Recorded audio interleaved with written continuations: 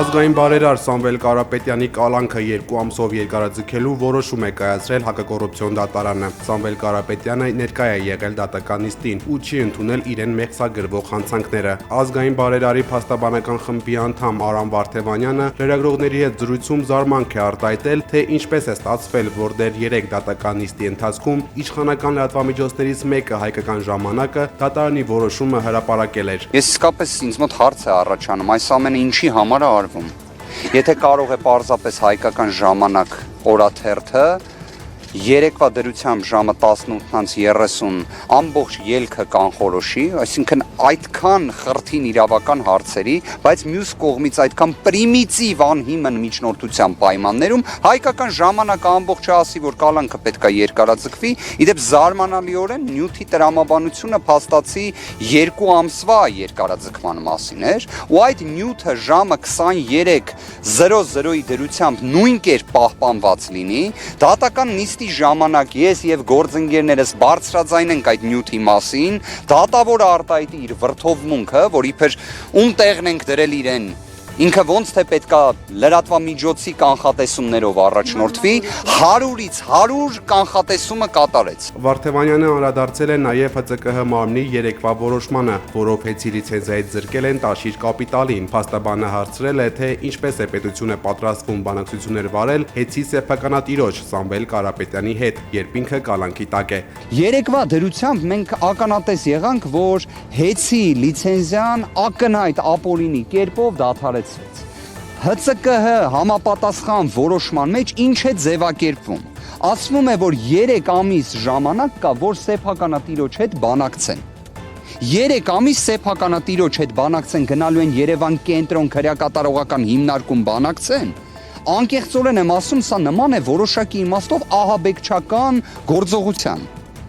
Ահաբեկիչներն են ի վերջո պատանդ պահում մարդու։ Սա ինչ վարքագիծ է։ 53 քննիչից բաղկացած խումբը որևէ գործողություն չի իրականացրել այս 5 ամիսների ընթացքում։ Փաստաբանների առերես արձագանության միջնորդությունները մերժել է դատարանը։ Գիտեք, երբ վանից ենք միջնորդում, որ առերեսում կատարվեն։ Մեր միջնորդությունը հետևյալն է. եթե կան անձիկ, ով ցուցմունք են տվել Սամվել Կարապետյանի դեմ, խնդրում ենք բազմիցս միջնորդություններով, որպեսզի կատարվի առերես հարցաքննություն։ Մենք միջնորդությամբ հանդես ենք գալիս, եթե կան այդպիսիք, մենք չունենք, որ կան այդպիսիք։ Հակակոռուպցիոն դատարանը քննում է Գյումրու համայնքապետ Վարդան Ղուկասյանի մեղադրանքը։ Այս դատական նիստի ընթացքում առերես վկաների հարցաքննություն է լինելու։ Լրագրողներին հայտնել է համայնքապետի փաստաբանը ու ահազանգել, որ Վարդան Ղուկասյանի իրավունքները սահմանափակված են, նրան թույլ չեն տալիս ըստ կարգի բուժօգնություն ստանալ։ Որևէ փոփոխություն չկա, կրկին արհեստական ձևական պահանջներով ըստ էության խոչընդոտում են ոչ միայն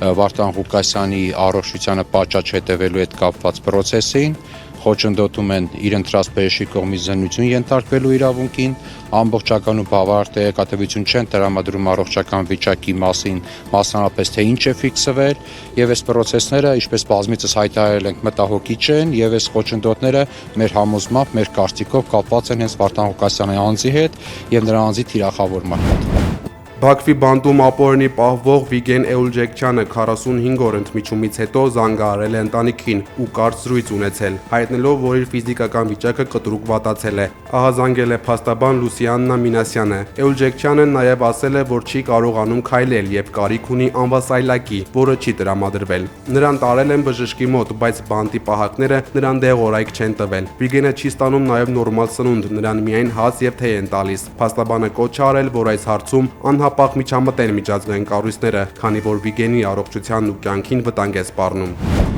Հայաստանի եւ Ադրբեջանի խորհրդարանների նախագահների միջև Ժնևում կայացած հանդիպումից մոտ 1 ամիս անց Թուրքիայի մայրաքաղաքում հանդիպել են Հայաստանի եւ Ադրբեջանի խորհրդարանի ներկայացուցիչները։ Հանդիպան ընթացքում քննարկել են Վաշինգտոնի գագաթնաժողովի դրական դերը, կարծիքներ են փոխանակել ձեռք բերված պայմանավորվածությունների, Հայաստանի եւ Ադրբեջանի միջև խաղաղության ամրապնդման ուղղված հաջորդ քայլերի, ինչպես նաեւ գործընթացին երկու երկրներում խորհրդարանական աջակցության կարեւորության վերաբերյալ, հայտնել է Հայաստանի խորհրդարանը։ Վաղարշաբաթի ընտրություններից 2 օր անց Հայաստանի վարչապետ Նիկոլ Փաշինյանը անդրադարձել է ընտրությունների արդյունքներին ու բացատրել, թե ինչու է քաղաքացիական պայմանագիրը հաղթանակ տարել քաղաքում։ Սրա համար կա մեկ գլոբալ պատճառ, որովհետև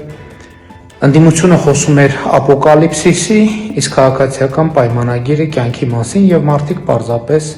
ընտրեցին կյանքը։ Մարդիկ պարզապես ընտրում են կյանքը եւ իմ համեստ կարծիքով այդպես լինելու է նաեւ 2026 թվականի խորհրդարանական ընտրություններում, որովհետեւ մենք դաժան փորձությունների միջով իրար հետ անցնելով ի վերջո ապոկալիպսիսը թողել ենք անցյալում եւ այսօր ու առջևում միայն կյանքն է։ Հաղթանակ դաշինքի անդամների եւ կողմնակիցների տներում կատարված խուզարկությունից հետո 10 անց ձերբակալվել է, հայտնել է լրագրող Լիա Սարգսյանը։ Ըստ լրագրողի մի շարք անձանց գաղտնալսել են եւ մեղադրանքի հիմքում դրել այնպիսի խոսակցություններ, որոնք կենցաղային բնույթի են եւ կապ չունեն նախընտրական գործընթացների հետ։ Վաղար շաբաթ խոշորացված համայնքի ավագանու ընտրությունների ընթացքում ընտրակաշարք ստանալու, տալու եւ ընտրակաշարքի միջնորդության դեպքերի առթիվ հակակոռուպցիոն կոմիտեում նախաձեռնված քրեական վարույթներով մեղադրյալի դատավարական կարգավիճակ ունի 5 անձ, հայտնել է կոմիտեն ու նշել, որ նրանց նկատմամբ ընտրվել են անազատության հետ չկապված խափանման միջոցներ։ ՎՏԲ բանկի մասնաճյուղերից մեկի վրա զինված հարձակում կատարած անձը Բագրատաշենի անցակետով լքել է Հայաստանը։ Նա Երևան քաղաքի Բաշին-Ջաղյան փողոցի բնակիչ 32-ամյա Հովանես Բ-ն է, ով նախկինում եղել է մի քանի անգամ դատապարտված։ Տղամարդը հրազենով մտել էր բանկ, պահանջել մոտ 1 միլիարդ դրամ, ու մինչ իրավապահ մարմինները կժամանեին, տղամարդուն հաջողվել էր փախուստի դիմել։ Խոշորվող բերգական ավտովթար է տեղի ունեցել Արմավիրի մարզում։ Իրար են բախվել Mitsubishi եւ Chevrolet Magnishi մեքենաները։ Վթարի հետևանքով մեկ մարդ տեղում մահացել է։ Նրա մարմինը գտել են մեքենայից դուրս։ Ըստ դեպքի վայրում հավաքված քաղաքացիների կա 3 կամ 4 վիրավոր։ Բախման հետևանքով Mitsubishi-ն մեջտեղից կիսվել է, իսկ Chevrolet-ը այրվել։ Այսօր արտակարգ դեպք է տեղի ունեցել Արմավիրի մարզում։ Վաղ առավոտյան Վաղարշապատի տներից մեկում գազի արտահոսքից տեղի ունեցել պայթուն, տունը փլուզվել է։ Փրկարարների օգնությամբ փլատակներից 76-ամյա կինը դուրս է բերվել։ Նրա կյանքին վտանգ չի սպառնում։ Պայթունի հետևանքով տունը ամբողջությամբ փլուզվել է։ ԱՄՆ նախագահ Դոնալդ Թրամփը հնարավոր է համարել Մեքսիկայի եւ Կոլումբիայի վրա հարձակումները թմրավաճառների դեմ պայքարի շրջանակներում։ Կոլումբիայում կան կոկայինի գործարաններ, ես կփակեի այդ գործարանները։ Ես չեմ ասում, որ դա անում եմ, բայց ես անձամբ հպարտ կլինեի դա անել, քանի որ մենք միլիոնավոր կյանքեր կփրկեինք այդ քայլով։ Թրամփը լրագրողներին ասել է, որ ԱՄՆ-ն թմրանյութերի պատճառով կորցնում է 100 հազարավոր մարդկանց եւ Վաշինգտոնը գիտի թմրավաճառների բոլոր երթուղիներն ու հասցեները։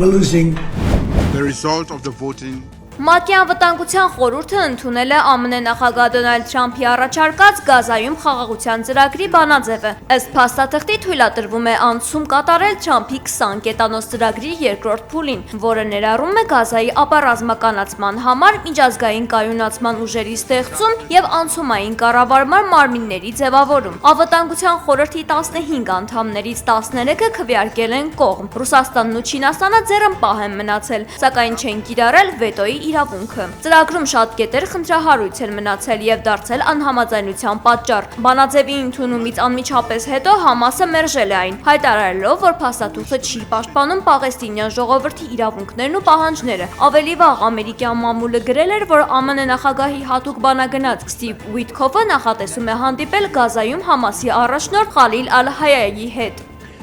Well, look, Abraham Accords are big. I'm flying back. Ֆրանսիայի եւ Ուկրաինայի նախագահների համատեղ ասուլիսի ժամանակ Էմանուել Մակրոնը հիշեցրել է ԱՄՆ նախագահ Դոնալդ Թրամփի չիրականացրած խոստումը Ուկրաինայում պատերազմը 24 ժամվա ընթացքում դադարեցնելու մասին։ Նույնիսկ ամենաաննշան ժողովրդավարություններում, որտեղ որոշ տեխնացուներ ասում էին, որ ամեն ինչ կավարտվի 24 ժամվա ընթացքում եւ որ գուցե այլևս չարժե աջակցել Ուկրաինային, իրականության հետ բախվելիս կարող է փոխվել իրավիճակը։ Ավելի վաղ Փարիզի եւ Կիևի միջև համաձայնագիր է ստորագրվել, ըստ որի 100 Ռաֆայել բազմաֆունկցիոնալ հրթիռներ կտրամադրվեն ուկրաինական ուժերին։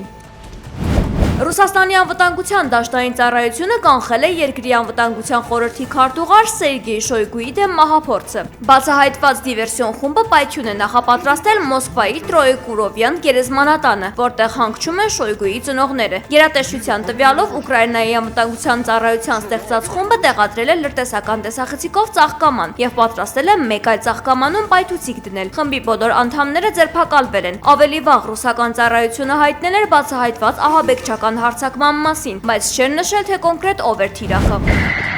Ռուսական անօդաչուց թռչող սարքերը հարվածել են թուրքական ընկերության Օրինդա հսկա նավին, որը հեղուկացված բնական գազ էր տեղափոխում եւ ժամանել էր Դանուբի ուկրաինական Իզմայիլ նավահանգիստ։ Վնասված նավը պատկանել է ռուսական Լուկոյլի հետ համագործակցող նավթային խոշոր ընկերությանը։